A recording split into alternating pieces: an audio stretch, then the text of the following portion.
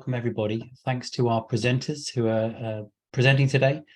And I'm really looking forward to seeing the different spaces, and we're going to have a variety. Let's have a look. Can we go back to the poll, or was it, did it just flash up for a moment? There we go. Not advanced, 10%, somewhere between somewhat and moderately, and someone is very advanced. So that's good to see. So thank you for joining that. We'll see how that changes at the end of the session. We've got 3 visits today, virtual tours. The first one will be in Manchester, from the University of Manchester, and we'll be in a sort of a 3D scanned version of the setting. Then we'll go to Norway, and we'll see the setup they have there, and we'll end up with Vienna. So we've got 3 different setups. They go from like being fully virtual to being physical locations, so it's a nice mix there. Please put your questions in the chat. Each person will introduce themselves, and then we've got around 15 minutes. We'll have time for questions, and then we'll move on to the next speaker. And we hope to have at least some time at the end for an interactive discussion. So keep your questions coming. Right, thank you very much. Over to Manchester, our colleagues there from the University of Manchester. Thank you very much. The screen is yours. Thanks so much. Alex is going to share some slides with us. Thank you. So my name's Stanton. We're going to tell you about how we created a virtual student induction using Matterport. And if we go on to the next slide, I'll just introduce our team. So my name is Stanton, and you're going to meet Alex and Rebecca just a little bit later on. We work in the e-learning team in the Faculty of Humanities in the University of Manchester. The University of Manchester is in the north of England in the UK. We've got around 40,000 students at the university. It's well established for teaching and research excellence going back to the 1800s. One of the things that we'd like to shout about is that we've had 25 Nobel Prizes in our history from staff and students. And we've got a few famous faces as well, as those of you, especially those in the UK, might recognise this guy, Brian Cox, the physicist, or Michael Wood, the historian. So for this project, we were working with the music department. And it's based in the Martin Harris Centre, and shares the music department shares this with the drama department, and it provides rehearsal spaces and performance spaces for the students. Now, of course, as a music student, these spaces are really integral to their learning experience. They spend a lot of time in these rooms. So let's have a look at the challenge that we faced. We had the director of performance in the music department came to us, and the staff were finding that the spaces were left in unsatisfactory conditions. So, for example, food containers or coffee cups left on expensive instruments. Sometimes they were misusing the instruments, or there were accidents. Repairing musical instruments can be incredibly costly, especially these beautiful Steinway pianos. And it also meant that those instruments were out of use for a period of time. Students didn't always contact the right people to get them fixed. So it's caused further delays, extra work for staff. And so this was having an effect on the student experience and staff workload and the efficiency of, use of time. So the opportunity that we had was to work alongside the music team and develop an online induction module for students to complete before they were given access to the rehearsal rooms. So as well as addressing the challenges that we just talked about, there was also some other positive consequences, and Rebecca and Alex will touch on them in a moment. This was an opportunity for us to use Matterport. So Matterport uses a 3D camera, sometimes you might call the camera the Matterport, and you put it on a tripod, and it rotates 360 degrees. taking photos and measuring the distances, and then pick it up, move it a few meters and repeat, and then pick it up and move it again. It's quite a timely process. And all that information is then processed and turned into a virtual space, or what's called a virtual twin, that you can explore online. So I'm going to pass over to Rebecca, who's going to show you the virtual scan and tell you a little bit more. Thanks, Car. So I'm just going to share my screen now. So as Car mentioned, we created this induction module. We created, which comprised of 2 elements, so a scan and a quiz to test what students had learned whilst they were in this virtual environment. So if you can see here, this is the Martin Harris Centre in what's called a doll's house view on Matterport. You can see here it's hosted online by Matterport, and it's accessible via a web link with an internet connection. So if I just jump in to explore the 3D space, so you can see we're here in the foyer of the Martin Harris Centre, and you can move around freely in an organic way, as you would if you were moving about the space, the bricks and mortar space. The interface is quite simple. So you see here, you can do something called a show reel. So you can set this up in post-production. You would press play, and it would show you through each of these spaces. Just checking that everybody can see that okay.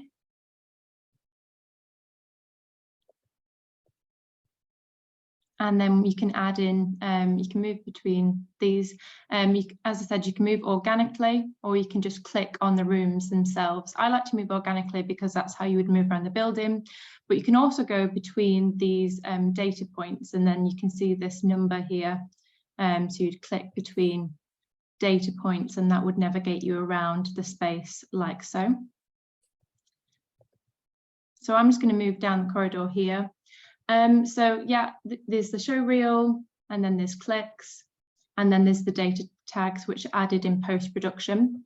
What we really wanted to emphasize with this is just to get the students excited for the prospect of studying in these spaces. So this is the Cosmo Theatre. It's sort of the central point of the building. So there's information, for example, about what kind of facilities you can expect to find in these data tags. But we also wanted to add in videos of performances from past students and staff members. So we have a video here of the director for performance playing inside the Cosmo. So our Car talked about some of the problems encountered by the staff here.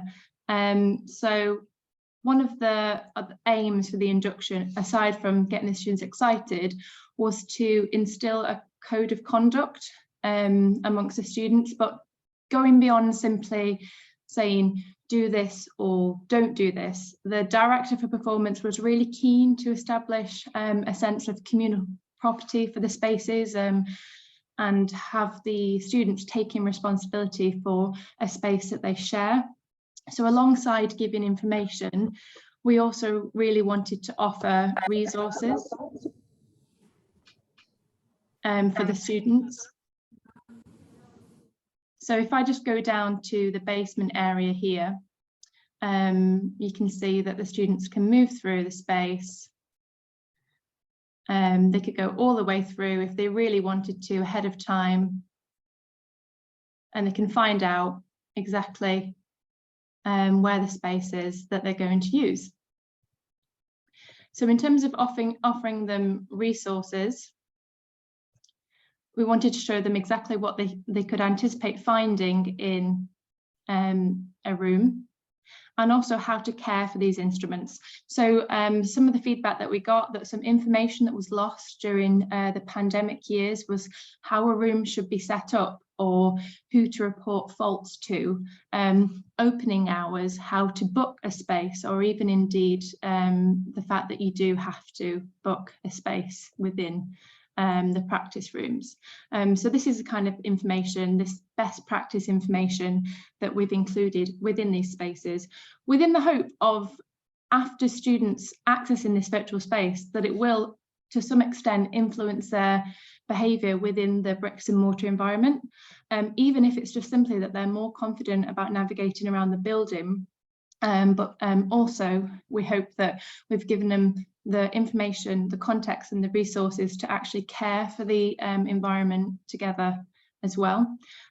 So as of December 2022, the scan has been viewed 329 times by 183 unique visitors. The quiz element, we envisaged that the scan would be kind of like an open book that students can return to. And that's evident from the number of views and the numbers of unique visitors that students have been going back into the scan. And we set it so that you'd have to get 100% on the quiz. It was more about learning and just consolidating knowledge rather than testing them per se. And I'm going to hand over to Alex now, who's going to talk about the pros and cons of using Matterport, but I'm going to keep this scan running so you can still see the scanned environment whilst Alex talks. Brilliant, thank you, Rebecca. Yeah, so just some quick positives that we first encountered. Firstly, the camera itself, the Matterport, is relatively straightforward to use. You can complete a scan by yourself. You don't need to have a team of people. We ended up doing the scan of the Martin Harris Centre in teams of 2 or 3, just because we found that was what worked, considering it was such, it did take us a relatively long amount of time, and I'll get to that in a second. But yeah, in general, we did find that you can create this by yourself.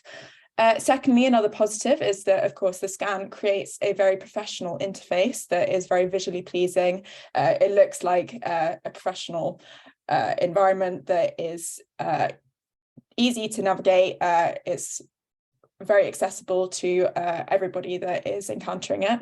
And then thirdly, a big positive for us was the longevity. So you can update these tags of information over time. You're not fixed with the content that is on there, and that can be helpful with as years go by and information changes, especially with a space like the Martin Harris Centre, where in general the practice rooms stay as the practice rooms, but certain rules may change. So just a couple of slightly more negative points that we wanted to discuss. The Matterport is, of course, an investment. We used the Pro 2, which is just underneath £3,000, which of course is a large cost in itself. And we did buy this as a department at the university. You then also need a stable tripod, as this needs to be able to hold the camera in the space so that it can do its full 360 turns.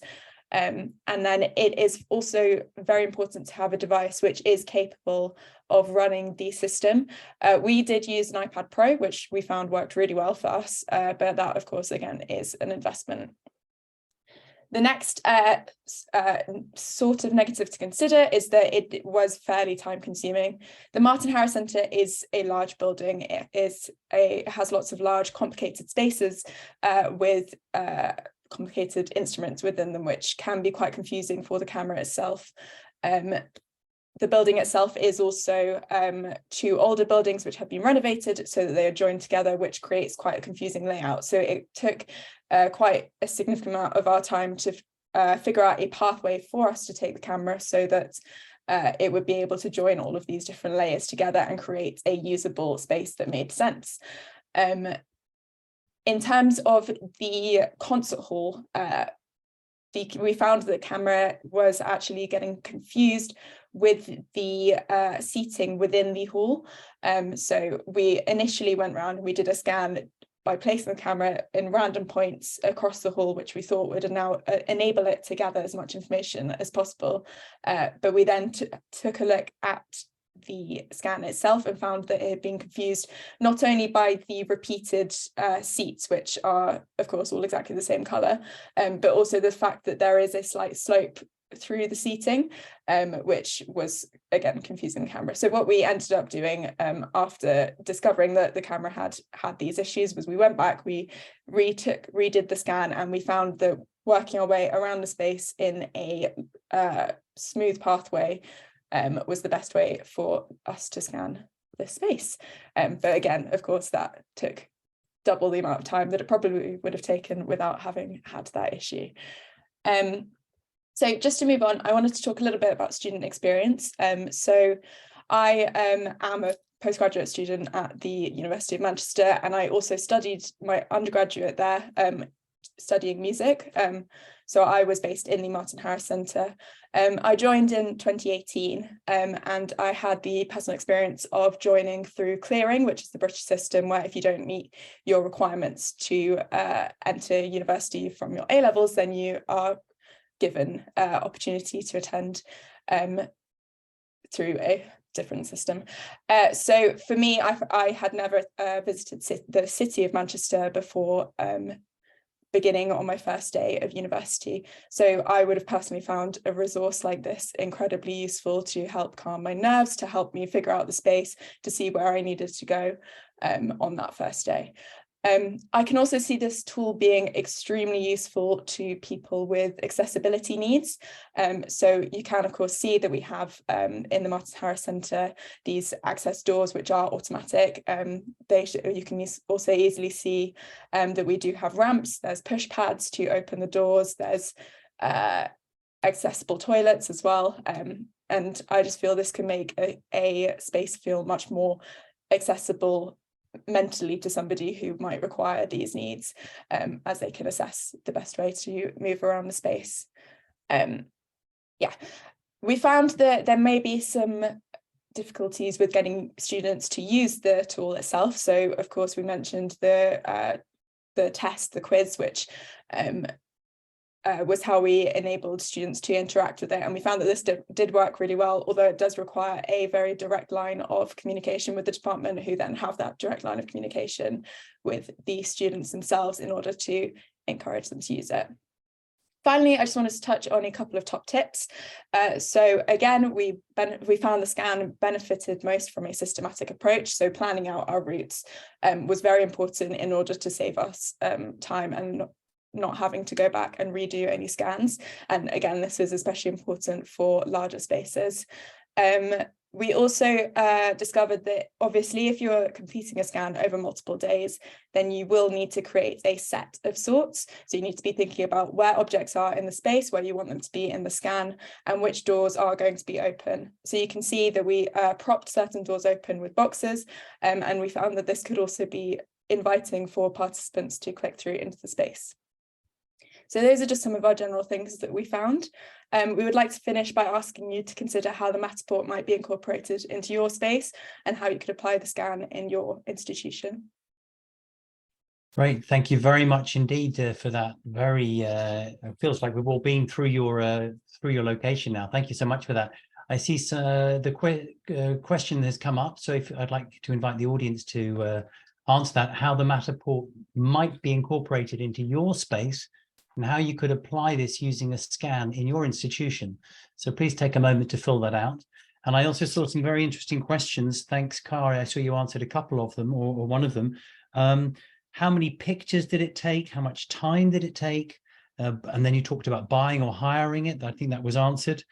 And the accessibility issue. So maybe if you could just touch on some of those points. So the pictures, just to say how many pictures, yeah.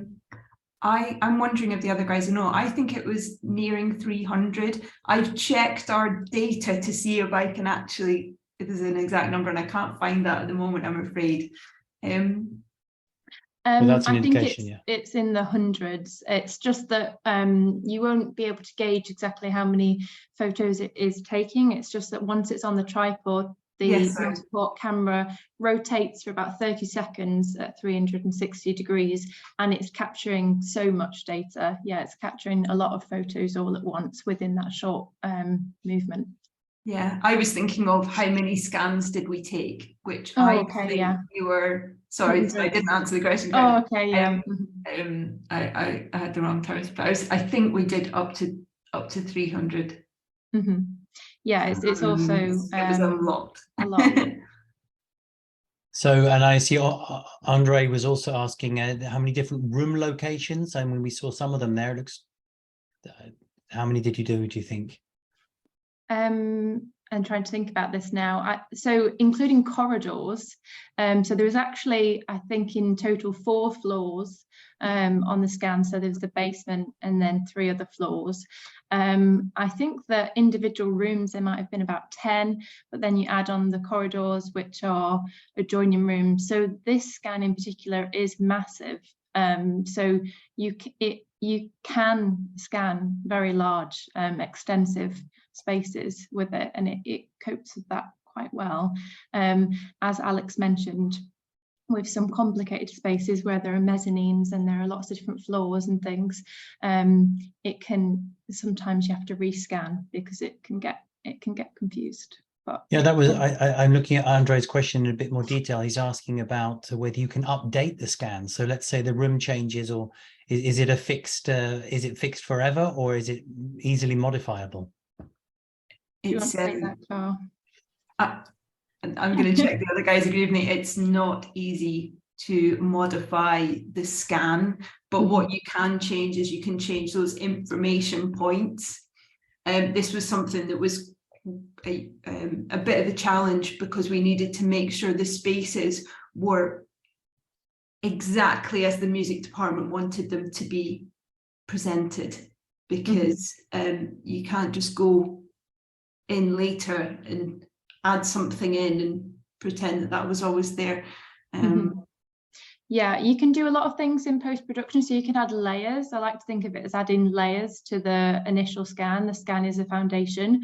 Once you've clicked to process the actual scanned environment, that then is static. And then you add your data points on top of it, whether that be videos, you could add photos, audio, or things like that. But that could be a drawback in that you have to decide in that moment, I'm finished scanning this environment and it's done. So fantastic. So it takes some preparation. I can almost see maybe a workshop at a later stage where we go through and scan an environment and see how that works.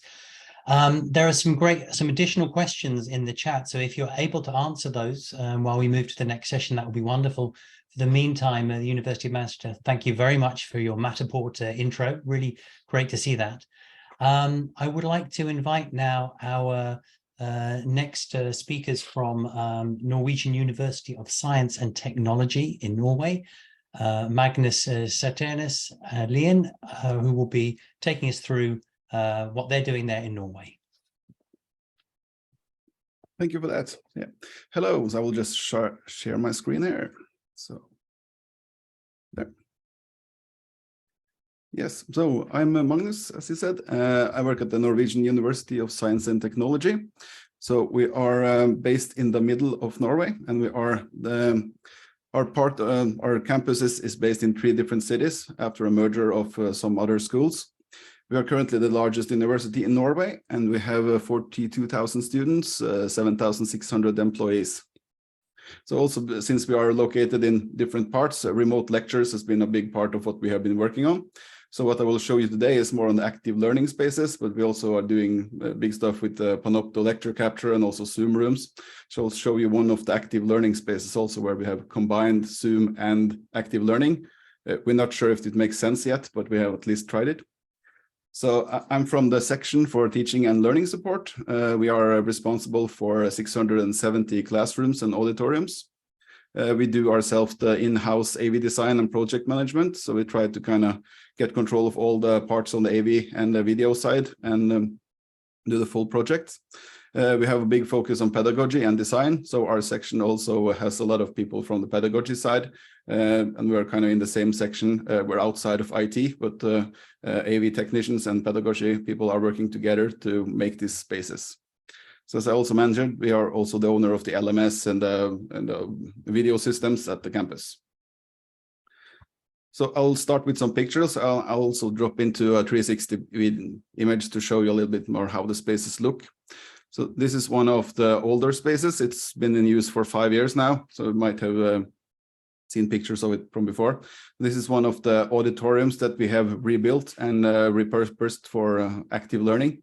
So it was one 250-seater auditorium that has been changed. So now you can have groups of students working together, and then you can flip it over to this teacher. So this room is mostly used for active learning, but since we have too few of these spaces, unfortunately, some of the regular lectures also is being held there, which is one of the big problems that we see with these kind of spaces now is that we don't have enough of the different types, so they won't be used as they are intended sometimes, which is also one of the reasons why there still is a big blackboard and also have projectors in this room, so it kind of will work for both.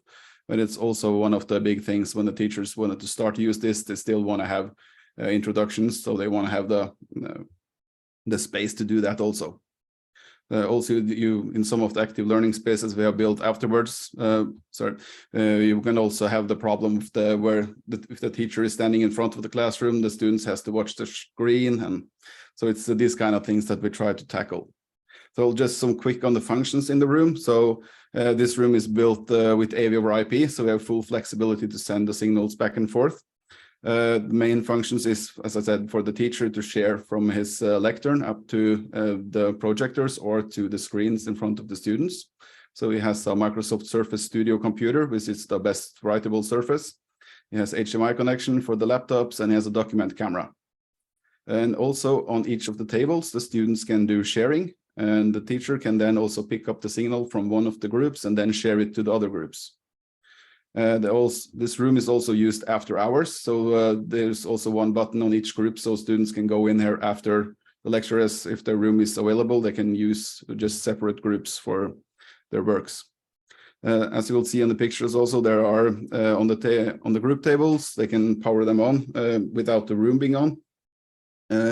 You will have a microphone, so you can speak from the groups out into the room. It's a button for push to talk. We also made a button which you can push to raise your hand. So this is instead of the students will have to put their hand up for a long time in these spaces, they will just push the button and just continue with the work. And then the teacher will see that indicated by a light. They also have a button where they can toggle between the stuff that the teacher is sharing out in the room and the local sharing. So sometimes when they want to prepare for a presentation, they want to see their local content and then move to this teacher content. So this is something that we added. And there's also a microphone on each of the tables, so we will see. So I'll jump into some of the pictures. It's a bit more visual here. So we still have the blackboard, so it's still a lot of blackboard being used. A little bit unfortunate, but we are also trying to add the best writable surfaces. So this is the Microsoft Surface Studio, so they can have a good experience writing on small surfaces.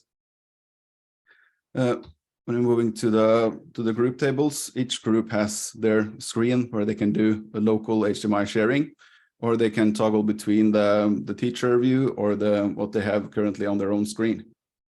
This is also the raise button and the power on off. So this is the basic functionality within these rooms. So this is just some more pictures from the building process. So this was a long project, is how we're gonna rebuild one of the auditoriums to be used in this way. So it was a big project involving students and teachers where we kind of worked together to see which scenarios the room was supposed to use to solve.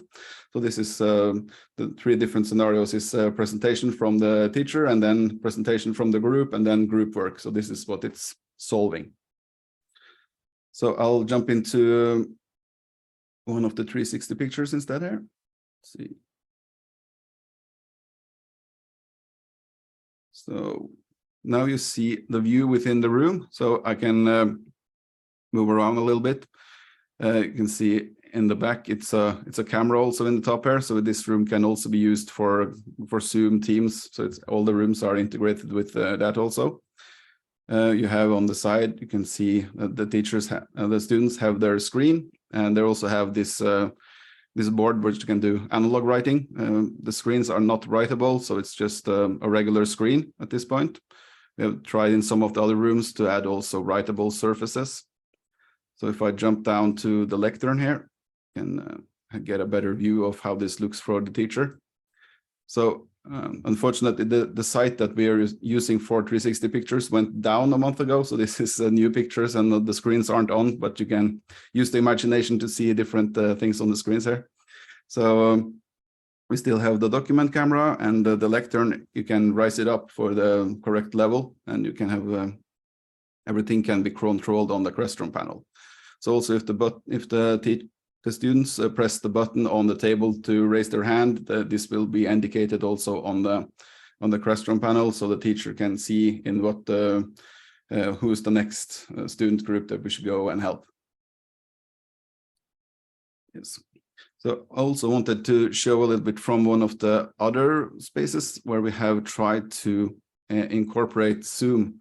So this is one of the newer rooms where we have kind of the same setup, but we have also added Zoom rooms in this room, so you can have remote and local participants. So this is also a project that we have been running for the last years to try to find out if this even makes sense. So I think now it's too much technology for the teachers, but in this room now you have 3 screens in the ceiling. So we will have the participants that are remote, it will have the sharing, and it will also have the remote participants. So we will have full control of that. Behind him is 2 screens, so you can have the remote students and the sharing. So on these tables, it's a little bit same setup. You can have HDMI connection, and the students can choose if they want to see locally or what the teacher is doing. We also spent a lot of time working on the acoustics in this room, because it's really important when you have many students in this room to have clear audio. So all of this panels right here is set up in a way that should decrease the numbers of audio waves, so we can have a better sounding room. There's microphones in the ceiling and also speakers in the ceiling. And when the microphone is activated, the audio from the ceiling microphone will be turned off. So we have what we call mix minus, so you kind of won't be interrupted by your own audio. So this is has been working really well in this room specifically. And we have full dialogue between these rooms. We have built also a room that looks the same in 2 of the other cities, so they can connect together and do active learning cross campus. So it has been working if the teacher has a lot of help, but for one teacher to walk into the room and do this, it doesn't really work well. So I'm really interested if other has done the same and made this work. But the way we look at it, we might have to just build spaces with many small rooms, but everybody has to be remote. So this, of course, is because we are located in different cities and some of the courses go between the cities. So we have to kind of think this way. So I'll stop the sharing here and move into the PowerPoint again. I have some slides there. Let's see.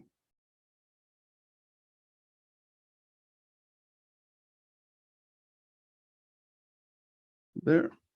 So also a bigger part of the discussion has been flexible tables versus hard-mounted tables. So this is one of the rooms where all the tables are flexible and can be moved around. So this is showing the layout of the room.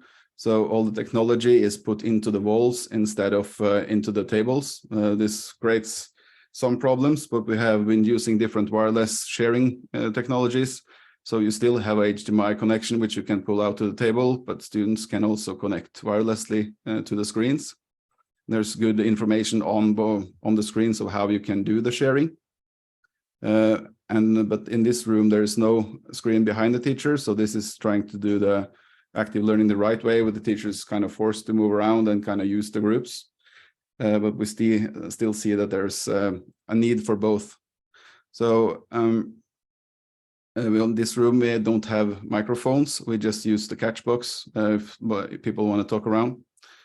But yeah, also worth mentioning, the small space down here is a video booth. So we wanted to test in this room. Students can go into a small booth and they can do a recording, and they can use this in the lecture. So often the teachers will give the students some something to work on, and then they go in there and do a video presentation that will be showed in the room afterwards. There's also a space outside of the room that can be booked or it can be left alone. where the students can kind of work in outside of the classroom. So these are glass doors here that can be opened in between them.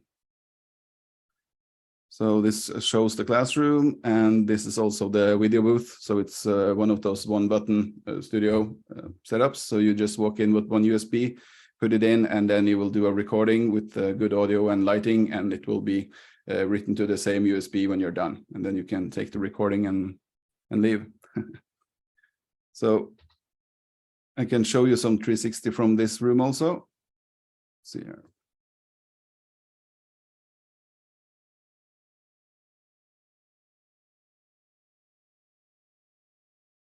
There we go. Yeah. So this is in the room.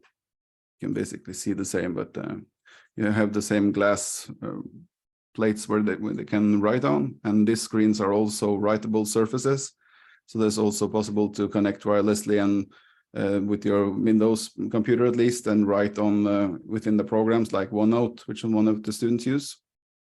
You can on the lectern. You can see in this case, the catchbox has been used as a football, which is really unfortunate, but it's still something that happens sometimes. It's a good product, but it needs to be not under there, hopefully. It's also a writable surface in this room, so trying to keep focus on that. And the teacher can do the same in this room, so he can share out to all screens, or he can pick up the signal from one, for example, group 7, and then he can say that that will be shared to all the groups.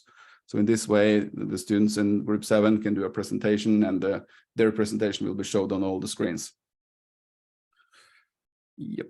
And I see a lot of questions coming in, Magnus. Yeah. So could I ask maybe somebody to, I see that Lotta, you've asked a couple of questions. Are you able to ask those in person, Lotta? So we have time for the questions. If you put your mic on, if you can join us.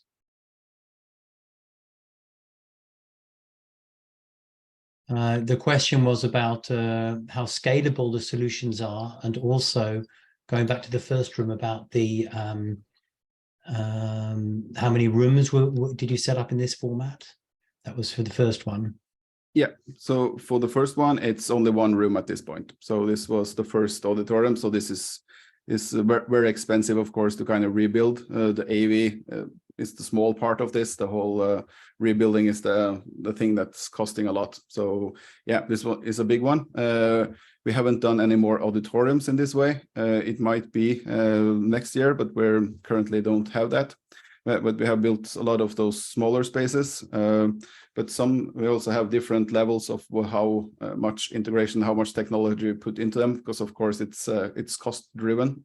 So some of the rooms don't have the ability to share from the groups and to all the screens, because in this way we save one AV/IP encoder on each of the groups. So this is one way to save a lot of money. But all the other functions we try to keep the same. Now we're building the one space that we started building this week, actually. So there will be only 7 groups, and there will be only able to send from the teachers out. But then we're testing the Samsung Flip screens. So this is a work in progress, and it's also to be said that we worked a lot on this before COVID. After COVID, that's been really focused on rolling out lecture capture in many rooms, and also rolling out Zoom. So now we're starting to pick up a little bit on the active learning again. Okay, fantastic. Yeah, I see that question from Dominic is about, have you had any experience of staff making maximum use of these spaces? Because at one point you said there was too much technology, so it's a fine balance, having a technology-rich learning space, and the didactics. Have you got some teachers who are really sort of getting the most out of this? Yeah, there are some, but they need to be kind of a system around them, and people are ready to help, and there needs to be student assistance for everything to work. Some teachers don't want to do any of this. They just want to walk into the room and do a Panopto recording and don't think about anything else. Some of the teachers are really eager and wants to test out these new pedagogical ways. So that's also the last room I didn't share, and now is more of a room where we have Zoom in a large room, also with a lot of groups, where we are now doing research on this. So this report will be ready in 1 month now. So they have been asking a lot of teachers and students how this is working. For those I've been supporting, it has been working okay, but I don't think we will build any more active learning spaces that are deeply integrated with Zoom in this way, because it's two different things, and I'm not sure if they should be combined in this way. Fantastic. Thank you for that overview. And I see, Magnus, there's a couple of specific questions on microphones. If you have a moment when you finished your presentation, if you could answer that in the chat for those who have got those questions. And Andre, do you want to ask your question directly? We've got a few moments before we go to the next presentation. About the video booth. Okay, it's going to try. Let's see if you can come in. Yeah. So can you hear me? Yeah. Go ahead. Yeah, Magnus. I saw this video booth, and I know them because we have them as well. But then for lectures, and I was surprised, or to see one in an interactive classroom. Do you have good examples of how students have been using them? Because I can imagine you will be doing group work, so you have time to do something on your own. So indeed, as a student, you could go to that video booth, but then at the same time, you're isolated from the rest of what is happening in class. So is it actively used, and do you see consider it to be a useful extension of a classroom? Yeah, I think it is. This also is like the same with the last question. It depends on the teacher and how they kind of put up the whole lecture. So in the first year, it was a lot of use of it, and I haven't checked up the last 2 years now how much, because everything has been different.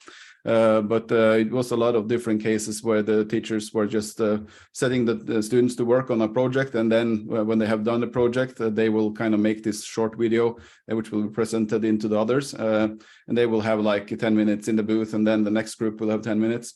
So I've seen some good examples there where there's like up to 4 students in this room just talking and doing a 5-minute presentation, and then the teacher gets the USB and is playing that for the whole classroom and kind of walks through it a little bit afterwards. So I think it's more like, it could be like a gimmick stuff to kind of get the students to kind of to try something new. So it's been, especially in the historical courses, that we have seen it being used. Yeah. Okay, thank you. Thank you very much indeed for that, Magnus. And we're going to shortly move to the next presenter from Vienna. But I'd like to thank you, Magnus, very much indeed. Really interesting to see those physical spaces and to have the tour through them. I know we wanted to go into the room itself, but it was being used today, so we couldn't intrude on that. And as I mentioned, if you could look at the questions on some of the more technical aspects, that would be wonderful. So many thanks, Magnus, for that overview. I would now like to invite our colleagues from the Vienna University of Economics and Business in Austria. We have Florian will be taking the lead on that and will take us through their virtual space along with Matthias. So, gentlemen, thanks for joining us. The screen is yours. Hello. Thank you very much. My name is Florian Mosböck. I'm a member of the Digital Teaching Services here at the University of Economics and Business. And usually I'm mainly responsible for digital exams, but I'm also involved in the so-called Flex project, in which we are also dealing with digital learning spaces and stuff like that. Matthias? Hello, my name is Matthias Janko. I'm also a member of the Digital Teaching Services, and I'm media developer and visual artist. Okay, thank you very much. We have one big problem right now with the server of Mozilla Hubs, and some of our links and some of our content isn't loading correctly. We still try to show you the rooms, but at first we would like to give you a short introduction to Mozilla Hubs, which is the software we use for our virtual learning classrooms. And after that, we will show you, hopefully 2 of our rooms. Hubs is an open source software and web-based, which means that you do not have to install any application on the PC to use it. This makes the entry barrier for the students pretty low, which is very important for us, because we do not want to create or use a software in which you need a high-end gaming PC to use it. Another advantage is that it works on a variety of different devices. You can enter the worlds via a PC or notebook, or a smartphone, or even on a virtual reality headset. With the appropriate know-how, all the rooms can build by ourselves. We have 2 colleagues here at the university. One of them is Matthias, and the other one is Roman Reiter from the IT services, who built our rooms. The rooms that we already built offer a different amount of space. The maximum number of simultaneously active users is 80, but this value varies depending on the size of the room and its design. So if you have more content in it, you cannot have 80 users. Our rooms are designed mainly for 30 to 40 people.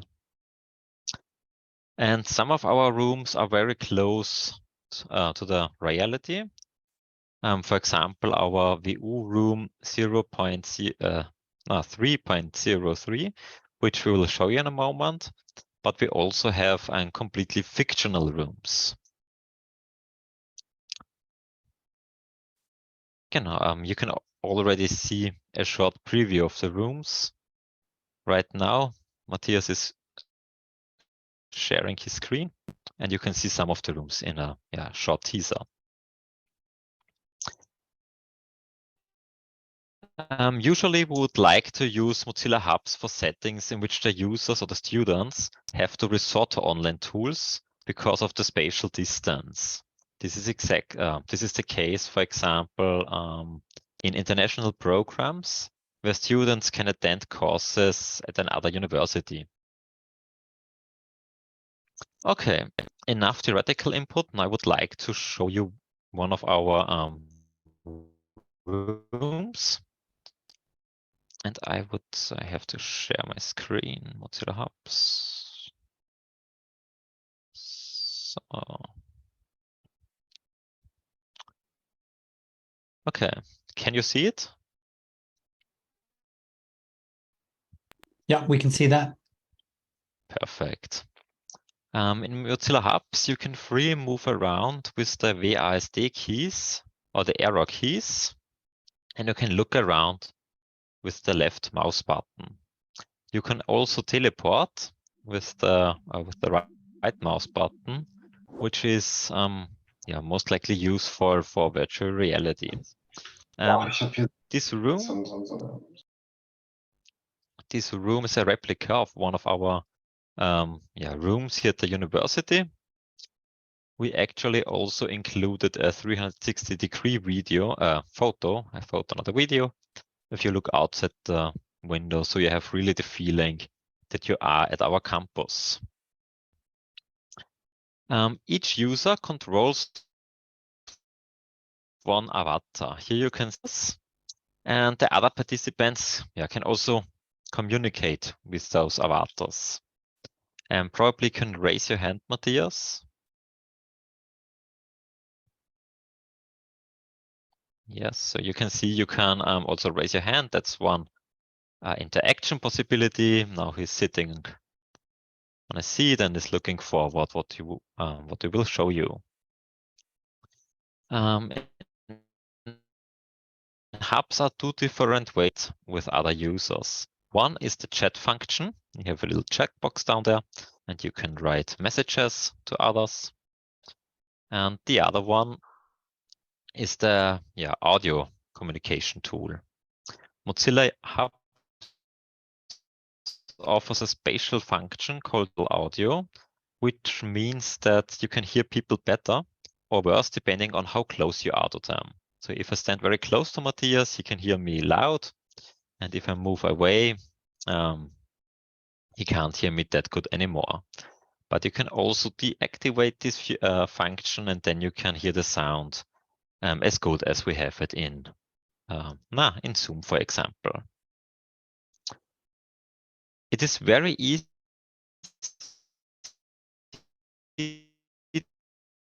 to to upload files. So go to your file and drag and drop it into the world. I hope that works now because we at the moment have slight issues. Yeah, perfect. It works. Yeah, you can simply drag and drop them into the world and can switch between the slides with those arrow buttons. You can also, so Mozilla Hubs also offers a pen function to annotate the slides. For example, you can move this line up and ask questions about it. What changes if the price level increases? Is the output the same? But you can also draw something on the floor. For example, an area where students have to stay if they say yes, and another area where they can stand if they say no. So you can make surveys, for example. You can delete it. You can also share your web. Matthias, would you be so nice and share your webcam? And you can play example on the whiteboard, so the students do not only see the avatars, but also a live picture of their teacher. So I have to look at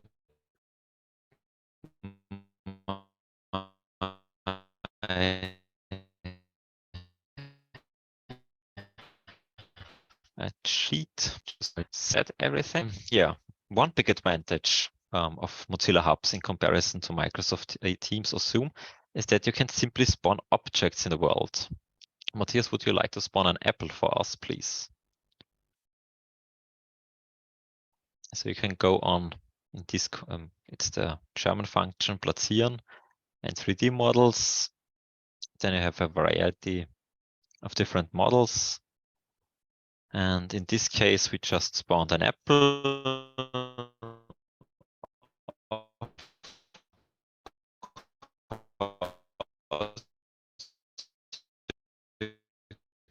Can spawn any 3D upload. Can also do that, go around, can look at it with the right mouse button, and can also make it bigger or smaller. Move it around, make it smaller or bigger. If you're very far away from the slides, for example, in this row, you can't read the slides anymore. But you can always click on it or click on them, and then you have a bigger image of them. You can move around, zoom in, and navigate how you would like to see them. Okay, right now we would like to show you one of the other rooms, but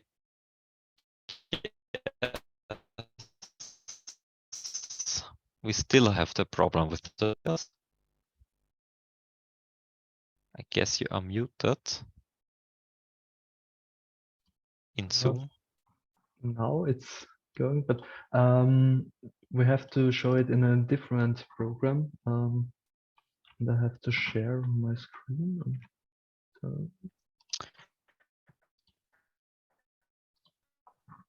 Probably I can use this short stop and ask one question.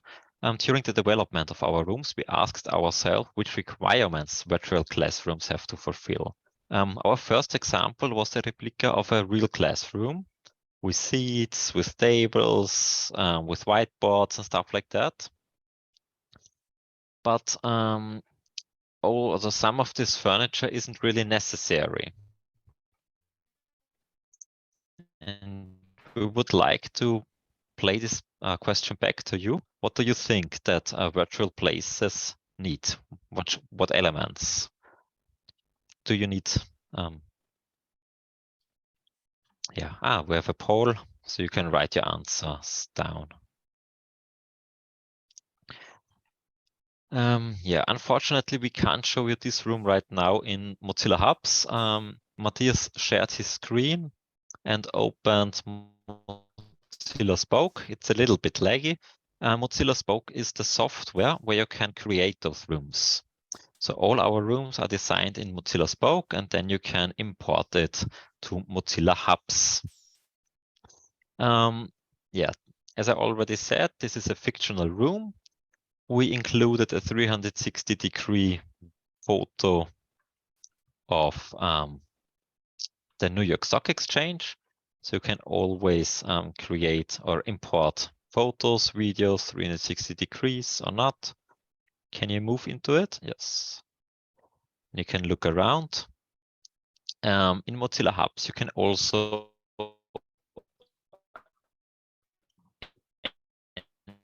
annotate it. So you can see there, what are the people doing? Do you know what this and that is? And it's pretty, yeah, pretty impressive for also for our teachers or everyone. We show this presentation that you can really move between virtual spaces and real spaces like the New York Stock Exchange. And in this room, we have several backbenches, which are especially useful for group works. Each backbench has its own audio area, which means that the people at the backbench can hear each other, but they do not hear any other groups. And the teacher can then go from one group to another and ask, for example, if they need more time.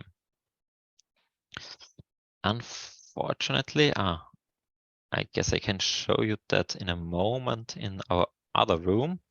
You can also create mind maps with the chat feature. And then you can collect different opinions and post it on the wall, for example, right behind you.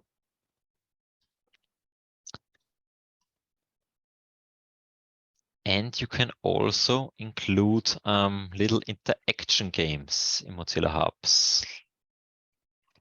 Like we created a matching card game where you have different charts from different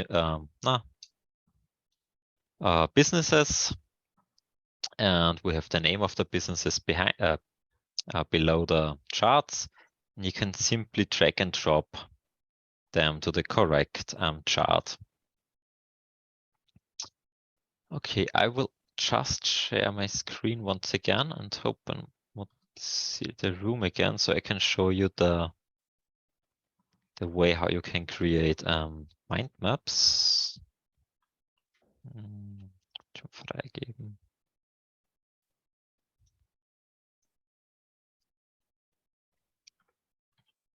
Okay, you should see my screen once again.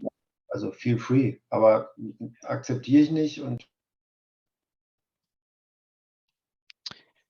Okay, you can click on the chat function and write a message, for example, hello, and then use the magic wand.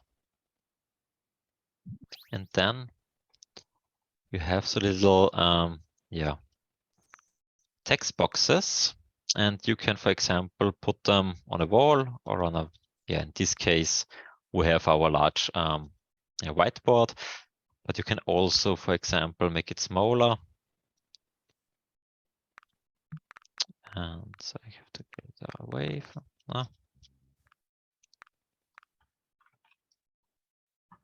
So you can make it smaller, for example, and collect it on one of those backbenches or on predefined places on whiteboards with many spaces where you can put different words on it. Okay, unfortunately, I guess the other room is still not working. One problem we have right now at our university is that all those rooms are running on the public Mozilla Hub server, and we are still in the progress to have our own servers. And one disadvantage is that those public servers sometimes have slightly problems with content you create in it. So all that stuff, content you can upload, also the video. But right now we have a small issue with it. Well, Florian, I'm going to jump in there. It's a shame we couldn't see that other room, but thank you so much for the virtual tour. There's a couple of questions that come up about maybe Dominic, you could ask your question if that's an option. If you could able to join us in with that one. Yeah, thanks, Zac. Florian, it's a really amazing piece of work that you've done here. I hope don't take this question the wrong way, but I'm wondering what you actually use this for, or what your staff, who uses it. Right now, it's still in the developing phase and in the testing phase, and we just tried it out in one course. And our goal or our aim was to see how can students are they familiar with the navigation? Can they move around? Can they look around? Or do they have problems with the navigation? As I said before, one of our ideas is that we use those rooms for international courses where students from different universities can attend. And they are usually online and use most likely Microsoft Teams, I guess, or Zoom. And the idea is that we offer them a virtual campus, which offers more immersion of being together. So you can look around, talk to your neighbor. If you have spatial audio activated, you can upload different models. You can make surveys. You can make little interaction games. Unfortunately, we couldn't really show you that in our other room, but you can also include videos, 360-degree elements. The biggest advantage is that you have a new experience of learning and a new experience of learning online together. Usually the students, they are in the flat 2D screen and have a couple of names, because most likely the students do not activate the webcams. And in this case, they have the feeling of being in a room, being together, and yeah, that's the main idea we have right now. But we also have some experimental rooms where we different interaction possibilities, like scales, different matching card games and stuff like that. Fantastic. So, thank you very much for that overview, and thanks for your question, Dominic. And I see also for Matthias and for Florian, there's a question from Monica about the use of the tool. So maybe you could see if you could answer that. We've had 3 really fantastic presentations. Really, we started, remember, with Manchester with a virtual twin in the Matterport. Then we went to Norway and we saw different physical settings, integrated different levels of technology. And now we've been to Vienna and we've seen this 3D world, which you can interact in. And I love the idea of it being perhaps less intimidating to put your camera on, but to have an avatar and to encourage interaction. So we are going to go now to the general discussion, and I would really like to invite you to ask questions. I'm not sure if there was a question. You guys, did you already ask a question from the requirements? That one was in the chat, wasn't it? So I would like to basically open the general discussion. So if you've got a question and you'd like to join in and give some feedback or comments, please jump in, guys, and engage our panel here. Does someone have a question for us? Zac, can I ask a question? Go ahead, please. Yeah, it's just, I mean, I think it's something that everybody faces in a situation, it's very experimental in terms of what you're doing in Vienna. Do you create it and hope they will come, or do you wait completely for the user, the student, the academic to say, I want A, B, C, and D? And I think it's a question all of you probably face to a certain extent. And I'd love to hear what people think about that, because it's a little bit of the Kevin Costner build it and they will come, or just wait and see. And I'm just wondering, for example, with you guys in Vienna, you've gone off and done this very much on an experimental basis. And are others doing something similar at this stage, or do you prefer to wait? Is it a question of budget? It's maybe quite a convoluted question I'm asking, but I think it's an issue that maybe many of you face at the moment. I'd love to hear what you think. Dave, what about you in Cambridge? We have two international projects. One of them is Engage EU and the other one is Sigma. And we aim to use this virtual campus especially for Engage EU. And it's also in this project plan to create a virtual campus. And so we have a target group. So it's part of the strategy. It's part of the strategy of this project to create such a campus and offer it to the teachers. In the end, it's always, I'm not quite sure how we will communicate it and how we will engage in the end. If we have, if the teachers say, okay, we have to use some kind of that, and we will say, okay, here we go. Or I guess it's not 100% sure how in the end it will work out, but it's part of this project to create something like that and offer it instead of Microsoft Teams and Zoom. Great, thank you for that. I'm wondering if there's a way we can combine all three with a physical classroom, a scanned classroom, and then build them together in a virtual world, but that will be stretching our thoughts there. I just wanted one other question for Florian, and then I'd like to make sure we involve Manchester and Norway. You said that it could take maybe up to 40 people who were using this space. Have you operated it with those sort of numbers, and how have those sessions gone?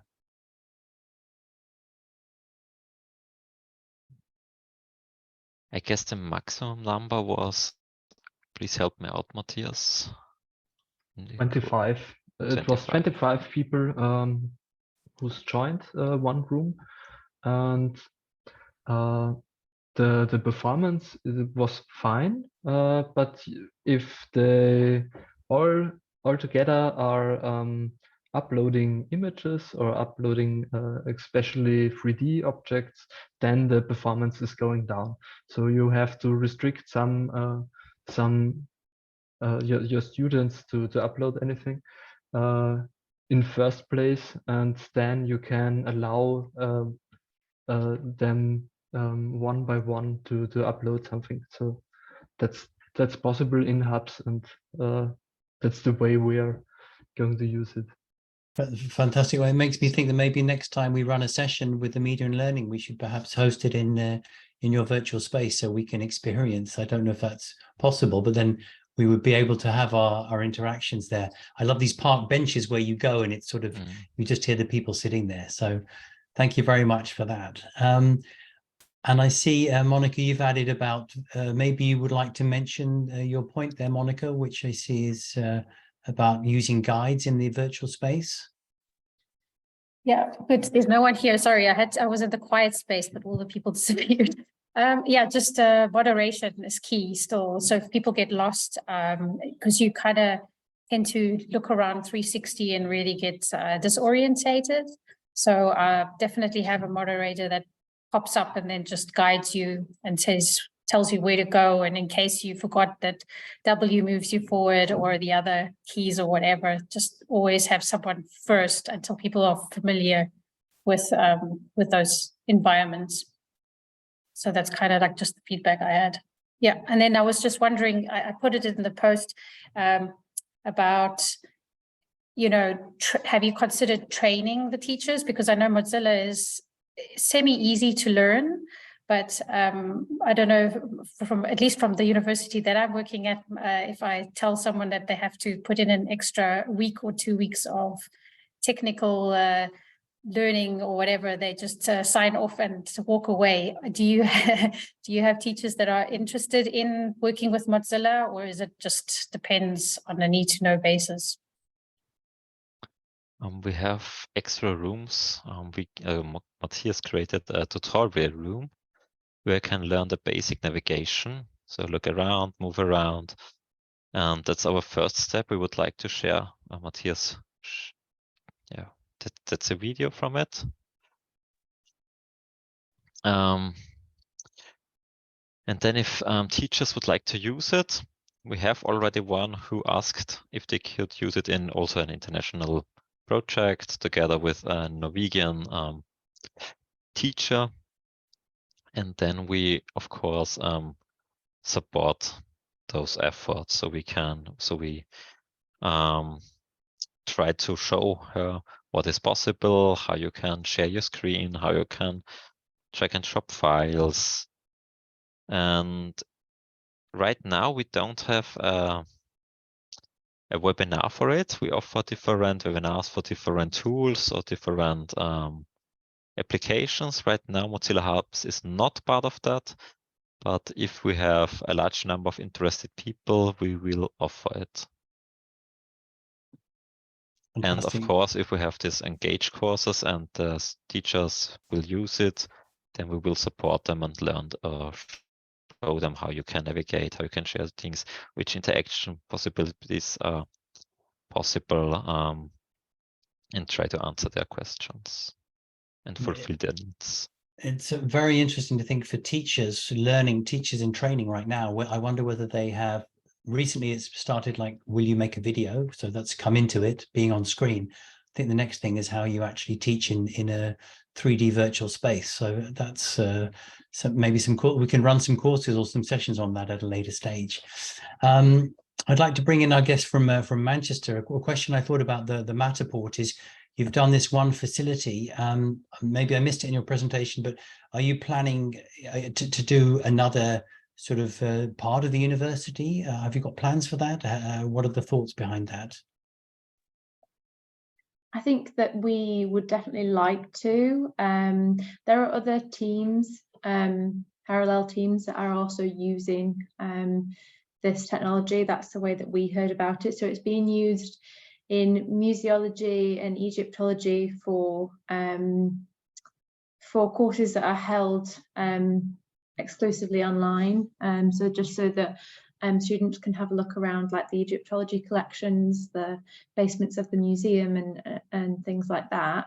I think the more people that we show it to, the sort of anecdotal feedback is that they think that this would be great for like inductions to buildings in general, especially as Alex was mentioning, from a student perspective, either if you can't attend an open day, or just for kind of publicity means, you know, instead of having a video, you could actually explore quite freely the facilities. So it's definitely something that we'd like to do more with. And in terms of in the Martin Harris Centre, we'd like to go in and update it as well. This year we had some feedback from students that more videos of performances and maybe some talking heads in each room, like of, you know, lecturers and things, would just add to that kind of interactiveness of the space.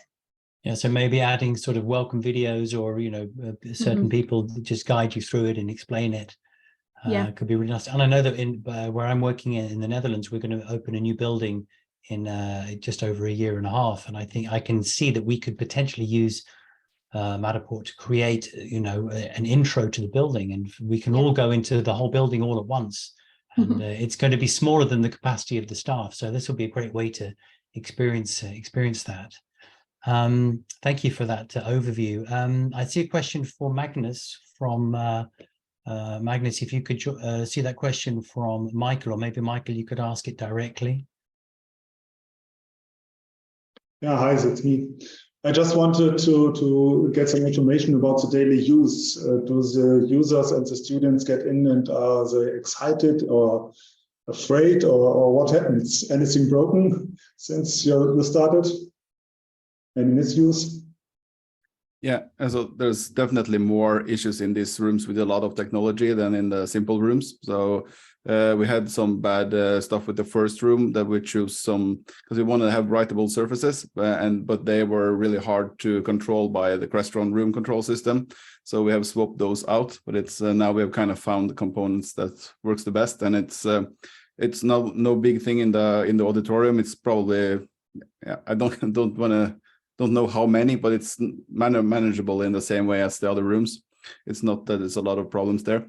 So it's been okay. For the teacher side, it's been a lot of people has been really grateful and has been really excited about it. The problem is when you start to put teachers that want to do the regular lectures in these rooms, they started to don't be happy about it because it's too much technology for them, because of course we have to add some more buttons to handle all this technology.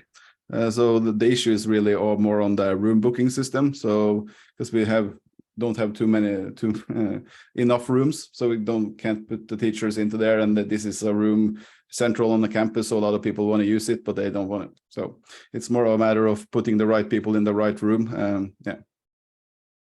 Can you please share a number on the investment roundabout? I don't have the full number actually. I've just been on the AV project side, so it's I think it was 3 million Norwegian kroner. I have to put that in somewhere to kind of found on the AV side, but then there's all the rebuilding stuff. It's much more than that. So I can if you send me a mail, I can kind of find out the figures also. Yeah. Okay, maybe. Yeah. Thank you. Yeah. Luckily, none of us know how much 3 million Norwegian kroner is, so it's either extremely expensive or good value. So I'll put in the chat to do our conversion rates. And I would like to come back to the maybe the discussion about what spaces should we be creating in the future. You know, we've seen the digital twin of a physical space. We've seen innovative physical spaces. And we also had the virtual space.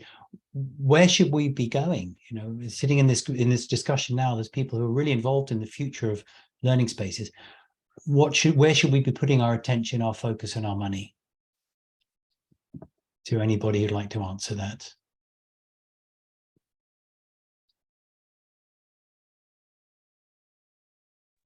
I'll throw something out there if I may. Thanks, Dave. I'm Dave at the University of Cambridge. So there's been a lot of talk, I think, recently about flexible spaces, multi-use spaces, but I think they're a big compromise. Actually, maybe we should be looking at more specialist spaces that are attuned to both styles of learning and also the subjects that are being delivered in those spaces. Perhaps that in itself is food for thought. Somebody would like to comment on that, or is someone doing something similar?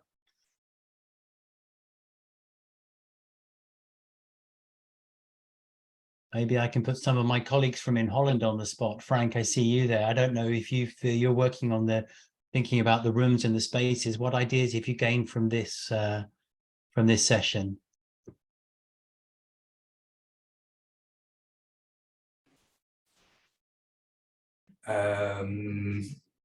Well, the complete virtual world. I think there's still a short, big distance between the learning we do now and this virtual surrounding, but it is very interesting to try it out and figure out what it gives us. Some of the rooms of Norway are quite similar to the rooms we have in the Netherlands in Holland, but we don't use that much technology in the rooms. So I'm very much interested in one time visiting you and have a look and experience it by ourselves, how it is to work and to study in the room. Yeah, yeah. No, it's a very important point, Frank. You know, it's great to see these spaces, but then also the real proof of the pudding is teaching. So I always myself want to just try it out, test drive the room to see how it works. So maybe a visit, some visits on the way. Thanks for that, Frank. I see a couple of comments. Monica, would you like to go first, and then we'll come to Dominic? Yeah, I just want to add as well, there are still technical issues. Obviously, you've got Wi-Fi issues, or you've got to have a managed computer, especially the teachers, at least at our university. Those things you still need to consider. And then the worst problem for us, at least, is data privacy. All these new technologies are being built, but we're living in the EU, at least most of us, and we really have to keep those data privacies in check. And that kind of really limits you as to what you can recommend as a, tech support or teacher or anything like that. So I think those are also things one really has to consider before you go and advertise all these cool new apps that have been released, or digital tools, like the cameras and stuff like that, which suck because the Americans seem to always go ahead and do that and then ask for forgiveness later. But unfortunately, we don't live in that world here. So yeah, that's really something to keep in mind. Yeah, that's a really important point. Thanks so much, Monica, about the data privacy and where the information is stored and how much is shared and who has control over that. So that's something for us all to reflect on. Dominic, over to you. I think we're probably at the moment somewhere in between those two data environments in the UK at the moment. Still under GDPR, but goodness knows where we're going to end up in the next few years. But a very important point. I mean, I think one thing I was thinking of was in response to your last comment, Zac, as well, is in many ways that all three examples show some pretty remarkable examples of what you can do in combining physical and virtual, and building higher education worlds for people that can't physically get there, or that can and that can connect with others as well. I think it's really important as well for those of us that are in positions of designing and building and imagining these spaces to make sure that we use them as well. The less that we actually do that, the more difficult these spaces are likely to end up becoming as well. We've had some experiences at City of building far less hybrid learning spaces that have nevertheless been used at scale and are reasonably complex for people to use at scale and at speed. So we really need to make sure that we use them ourselves as well to work through some of the challenges, so that if this is an evolutionary stage of our mixed mode spaces in higher education, that we can kind of work through the barriers. I've long been, I suppose, mindful of the more there is some sort of perceived barrier to participation, whether it's the confines of a screen or the amount of technology that is available. It looks like you've got to run a cockpit or something, the less engagement that you get. So it's more a comment than a question. No, absolutely. And we come back to the one touch, the one button studio, which sounds so great. And I agree with that, Dominic. You've got to keep the level of technology sort of manageable, so that it's the didactics, the pedagogy, the teaching process can be at the forefront. We're coming up to the end of our session. I've got a feeling we're only just getting going. Sally, I think there was one more poll we were going to ask with the same question we asked you at the beginning, the sort of before and after. So Chloe, you've asked it, which is, how do we evaluate our learning spaces now with what we've seen? I think I'm changing my vote a little bit. Indeed, we'll have to make a careful analysis afterwards to see what the changes were. But I think we lost the very advanced. Yeah, It's kind of varying there, isn't it? Somewhat advanced. It looks like it's going to win there. Good. Right.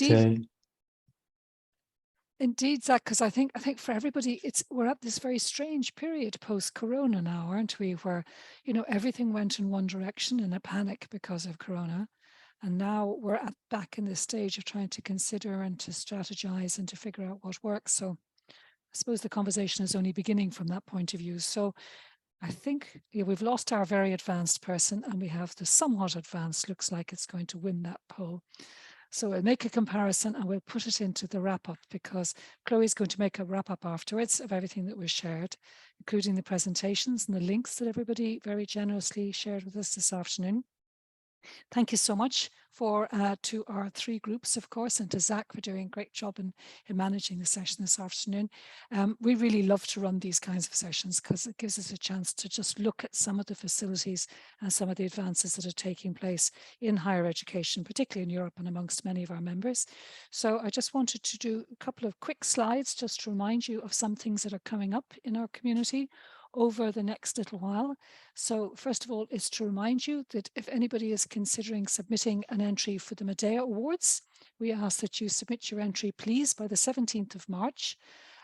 So that's the deadline for submitting your entry for the Medea Awards this year. We will announce our finalists in May, and then we will bring our finalists to our conference in June, where we will announce in the Town Hall in Leuven who the winner is for this year on the 20th of June. We also wanted to remind you that we have 3 more sessions coming up in these seminars that we run between now and the summer. We have one on the 30th of March on managing, archiving and reusing large quantities of video resources. We really wanted to hone in on how this is being done. This is a challenge for many audiovisual centres and for many centres of teaching and learning across universities and colleges. How do you manage that process? 20th of April, we're going to continue on our XOR series by talking specifically about medical applications of XOR.